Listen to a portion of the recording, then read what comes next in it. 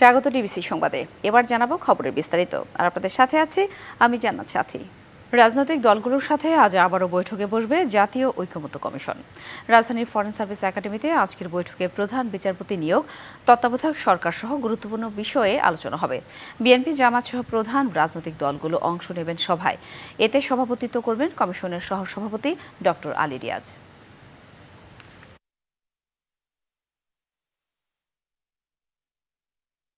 জুলাই আগস্টের গণঅভ্যুত্থানে রংপুরে আবু সাইদ হত্যা ও ঢাকার আশুলিয়ায় ৬ মরদেহ পোড়ানো মামলার আসামিদের আন্তর্জাতিক অপরাধ ট্রাইব্যুনালে হাজির করা হয়েছে।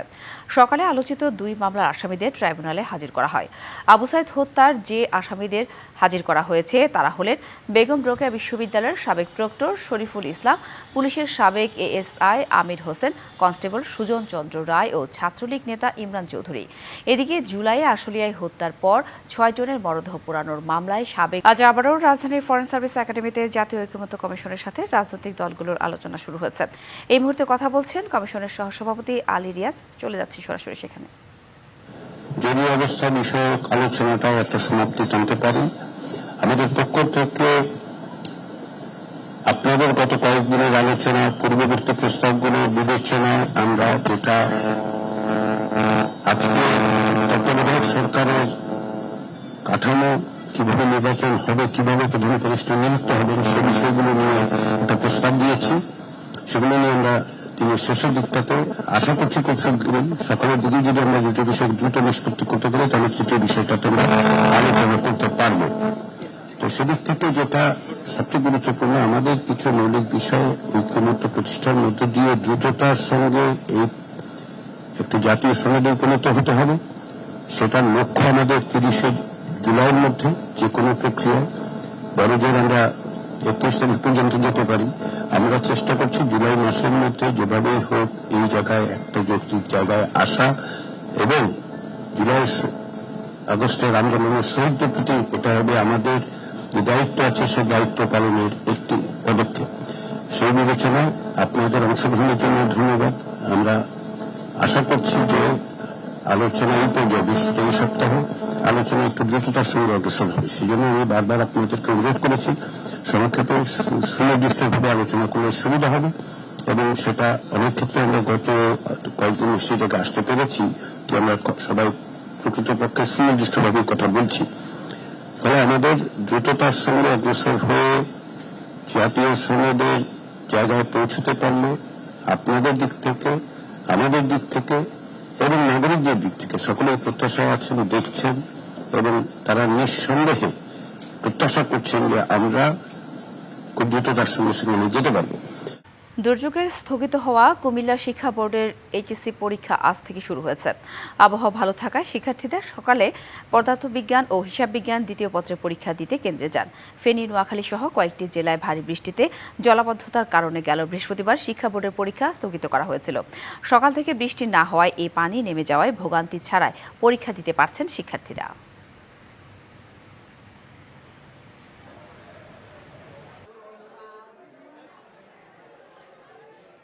বাদগাড়ে যে পানি ছিল, পানি অচিরেই কমতে শুরু করেছে আল্লাহর রহমতে। আমরা আজকের যে 10 তারিখ ফিজিক্স সেকেন্ড পার্ট এবং হিসাব বিজ্ঞান সেকেন্ড পার্ট এবং যুক্তিবিদ্যা পরীক্ষাতে জেলায় জেলায় সংকট সমস্যা, তা থেকে উত্তরণের চ্যালেঞ্জ আর সম্ভাবনার কথা তুলে ধরতে চলছে ডিবিসি এক্সপ্রেস। বিশেষ এই আয়োজনে মতামত থাকছে তৃণমূল থেকে শুরু করে নীতি নির্ধারকদের। ডিবিসি এক্সপ্রেস আজ সারাদিন আছে শেরপুর জেলায়। সাথে সিএসআরএম ডিবিসি এক্সপ্রেসে আজ আমরা আছি শেরপুর জেলায় এবং বর্তমানে আমরা অবস্থান করছি শেরপুরের নিউ মার্কেট সদরের যে অংশটি আছে সেখানে এবং কর্মব্যস্ত একটি অঞ্চলে। আপনি হয়তো বা আমার পেছনে দেখতে পাচ্ছেন, যেহেতু আজ সপ্তাহের প্রথম দিন সেই কর্মব্যস্ততা কিন্তু রয়েছে নিউ মার্কেট প্রাঙ্গণে। তবে সিএসআরএম ডিবিসি এক্সপ্রেসে আমরা যেরকম প্রতিটি জেলার সম্ভাবনা, সংকট, তার পাশাপাশি বিভিন্ন সমস্যা এবং দুর্ভোগ নিয়েও কথা বলি। আজ আমরা শেরপুরের বিভিন্ন প্রতিষ্ঠানে কিন্তু আসলে কেমন দুর্ভোগ রয়েছে, সম্ভাবনা কেমন রয়েছে সেগুলো নিয়ে কথা বলবো। এবং প্রথমেই আসলে আমরা জানতে চাই, যেহেতু আমরা নিউ মার্কেট এলাকায় আছি, শেরপুরের বাণিজ্যিক ক্ষেত্রগুলো নিয়ে আসলে জানতে চাই। বাণিজ্যর ক্ষেত্রে শেরপুরে আসলে আপনারা কেমন দুর্ভোগের শিকার হচ্ছেন? আমরা শেরপুরের দুর্ভোগের শিকার হচ্ছি, কর্মমুখী কর্মমুখী কর্মসংস্থান আমাদের হয়ে গেছে, কর্মসংস্থান হইতেছে না, যার জন্য কর্মসংস্থান প্রতিষ্ঠানগুলো বন্ধ হয়ে গেছে। আর যেমন আমাদের সবচেয়ে বড় ইয়ে চাতাল রাইস মিল, যে 1200 চাতাল রাইস মিল ছিল, এটা বন্ধ হয়ে এখন এটা বিলুপ্তির পথে, যার জন্য আমাদের বেকারত্ব বাড়ছে। আমাদের একটা বন্দর ছিল, বন্দরটা বন্ধ হয়ে গেছে, শুধুমাত্র পাথরের উপর নির্ভরশীল এখন, ওখানে কর্মসংস্থানের লোকগুলো হয়ে গেছে। আর এর জন্যে আমাদের কর্মমুখী প্রতিষ্ঠান দরকার। আপনাদের মাধ্যমে সরকারের কাছে আপনাদের যে কর্মমুখী প্রতিষ্ঠান হলে সেরপরে কর্মসংস্থান বাড়লে আমাদের ব্যবসা বাণিজ্যগুলো অগ্রসর হবে। এখন এই জায়গায় যে জিনিসটা হলো আপনার আমাদের কর্মের মুখীর ক্ষেত্র তৈরি করতে হবে।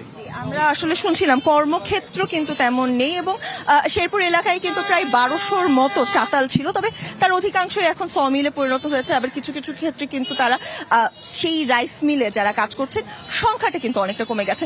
সেক্ষেত্রে ভাই আপনার কাছে আসলে জানতে চাই, যারা কর্মসংস্থানের মধ্যে আছেন বা যারা তরুণ আছেন তারা কিভাবে আসলে কাজ খুঁজে? যারা কাজ খুঁজতেছে তারা তো কাজ পাচ্ছে না। যেমন আমাদের শেরপুরে বড় বড় যেমন কোম্পানি যেমন নাই, অনেকেই কাজ খুঁজতেছে, কাজ পাচ্ছে না, এজন্য অনেকে বেকার। তার জন্য আমরা বলি যে আমাদের শেরপুরে অনেক প্রতিষ্ঠান বড় বড় দরকার, যে মানুষের কর্মচারী করতে পারে, মানে কাজকর্ম করতে পারে।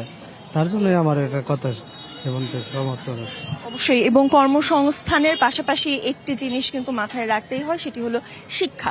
শিক্ষিত একটি জনগোষ্ঠী কিন্তু তৈরির যে উদ্যোগ বরাবরই কয়েক বছর ধরে সরকারের পক্ষ থেকে আমরা দেখেছি, সেক্ষেত্রে কিন্তু শেরপুর শিক্ষা ক্ষেত্রে অনেকটাই পিছিয়ে পড়া জেলাগুলোর মধ্যে কিন্তু আমরা বারংবারই দেখে এসেছি। সেক্ষেত্রে শিক্ষা নিয়ে আসলে জানতে চাই, শিক্ষিত জনগণ নিয়ে আসলে জানতে চাই, শেরপুরের শিক্ষার হার কেমন, এবং সেক্ষেত্রেও বা কর্মসংস্থান, শিক্ষিতদের কর্মসংস্থান। আমি মোহাম্মদ শহীদুল ইসলাম রেজা, অধ্যক্ষ Jamshed Ali memorial degree college, Kusumati, Sherpur. আসলে আমাদের শেরপুরের শিক্ষার হার অত্যন্ত কম ছিল, আস্তে আস্তে ধীরে ধীরে এখন শিক্ষার হার বেড়ে যাচ্ছে।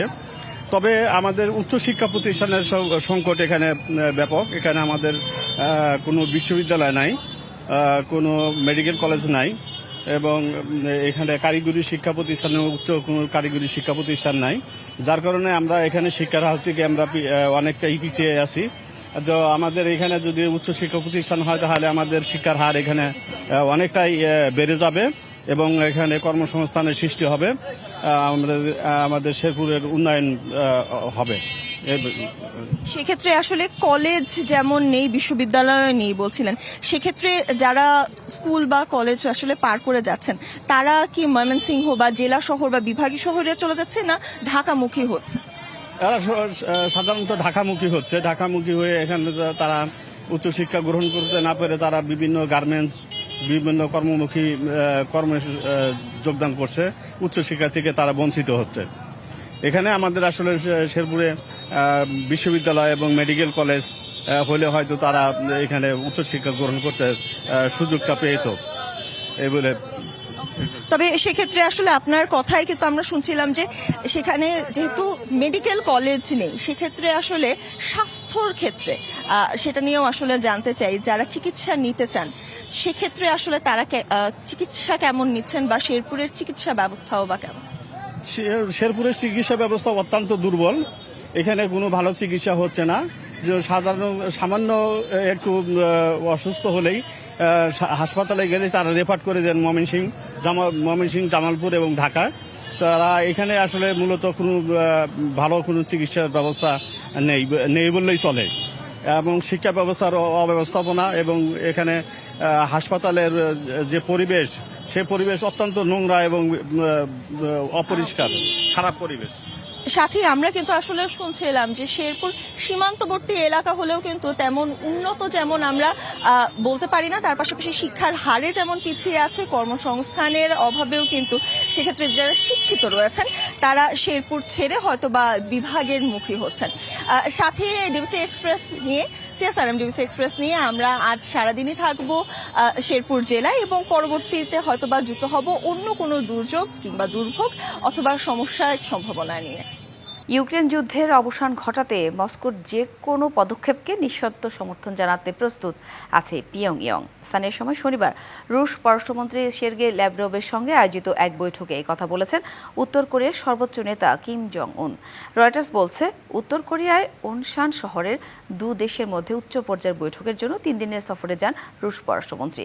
এই বৈঠকে কিম বলেন, ইউক্রেন সংকটের মূল কারণ দূর করতে রাশিয়া যে ব্যবস্থা গ্রহণ করুক সেগুলোর প্রতি উত্তর কোরিয়ার পূর্ণ সমর্থন রয়েছে। এছাড়া বিশ্ব রাজনীতিতে রাশিয়া ও উত্তর কোরিয়ার যৌথ পদক্ষেপ বৈশ্বিক শান্তি ও নিরাপত্তা সুরক্ষায় বড় অবদান রাখবে বলেও ল্যাভরভের কাছে আশা প্রকাশ করেছেন কিম।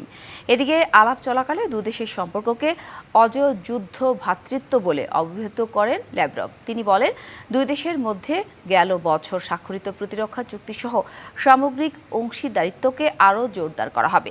কিমের সঙ্গে সাক্ষাতের আগে দেশটির পররাষ্ট্রমন্ত্রী চো সন হুয়ের সঙ্গে বৈঠক করেন ল্যাভরভ। এই সময় দেশের মধ্যে সার্বভৌমত্ব ও আঞ্চলিক অখণ্ডতা রক্ষায় পারস্পরিক সমর্থনের অঙ্গীকার করেন তিনি।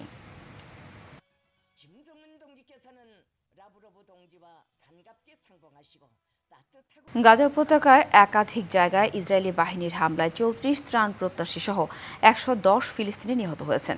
স্থানীয় সময় শনিবার রাফা শহরের দক্ষিণে গাজা হিউম্যানিটেরিয়ান ফাউন্ডেশনের একটি ত্রাণ বিতরণ কেন্দ্রে সহায়তা নিতে এসে ইসরায়েলি বাহিনীর গুলিতে প্রাণ হারান অন্তত 34 জন। ঘটনাস্থলে ক্ষুধার্ত মানুষের উপর সরাসরি গুলি চালায় ইসরায়েলি সেনারা। গুলি চালানোর আগে কোনো সতর্ক বার্তা দেওয়া হয়নি বলে অভিযোগ করেছেন প্রত্যক্ষদর্শীরা। গত 48 ঘণ্টায় গাজার 250-রও বেশি হামলা চালিয়েছে ইসরায়েলের সেনাবাহিনী। শনিবার গাজা সিটির জাফা স্ট্রিটে একটি বাড়িতে হামলায় 4 জন সহ মোট 14 জন নিহত হয়। জাবালিয়া শরণার্থী শিবিরে নিহত হয় 15 জন। এবার ভারী বৃষ্টিতে বন্যা দেখা দিয়েছে স্পেনে। প্লাবিত হয়ে গেছে কাতালোনিয়া অঞ্চলের বেশ কিছু অংশ। স্থানীয় সময় শুক্রবার দেশটির বেশ কয়েকটি এলাকায় জারি করা হয়েছে রেড অ্যালার্ট। কয়েকদিনের টানা বৃষ্টি ও বন্যায় প্লাবিত হয়ে গেছে রাস্তাঘাট। এতে ব্যাহত হচ্ছে যান চলাচল।